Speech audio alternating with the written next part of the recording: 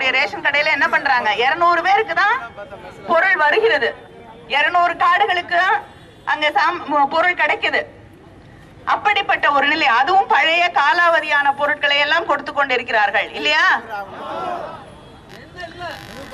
எண்ணெய் இல்ல, பருப்பு இல்ல, அரிசி இல்ல, ஒண்ணும் இல்ல, ரேஷன் கடைனா ஒண்ணும் இல்லைங்கிற அந்த நிலைதான் இங்கே உருவாகி இருக்கிறது. ஆனா என்ன பண்றாங்க, வீட்டுல இருக்கக்கூடிய அடுப்படியில இருக்கக்கூடிய அந்த அடுப்பெல்லாம் நிறுத்திட்டு அணைச்சிட்டு இப்ப ஹோட்டல் நடத்துறாங்க, அம்மா ஹோட்டல்.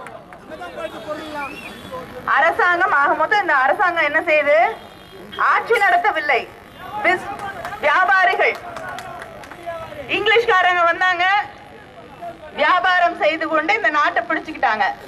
அது மாதிரி இவங்க ஆட்சிக்குன்னு வந்து வியாபாரம் செய்து கொண்டிருக்கிறார்கள். அந்த வியாபாரிகளை எப்படி அடித்து விரட்டினோமோ அது போலத்தான் இந்த வியாபாரிகளையும் தமிழ் மண்ணில் இருந்து நாம் துரத்த வேண்டும் என்பதை மறந்து விடாதீர்கள். தமிழகத்திலே தலைவர் ஆட்சி காலத்துல 75,000 கோடிக்கு மேல தமிழ்நாட்டுக்கு முதலீடுகள் வந்தது. எத்தனை தொழிற்சாலைகள், நான் சொல்ல வேண்டியதில்லை, உங்களை சுத்தி இருக்கக்கூடிய அத்தனை தொழிற்சாலைகளும் தலைவர்